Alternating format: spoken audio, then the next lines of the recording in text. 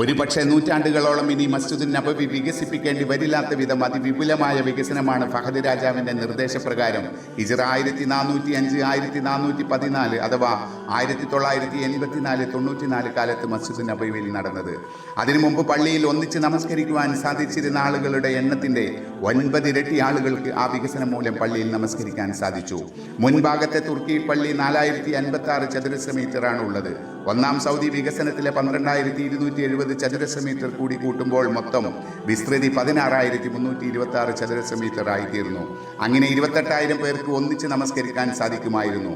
ഫഹദ് രാജാവ് നടത്തിയ വികസനത്തിൽ 82,000 ചതുരശ്ര മീറ്റർ കെട്ടിടം ഇതിനോട് കൂട്ടിച്ചേർത്തു.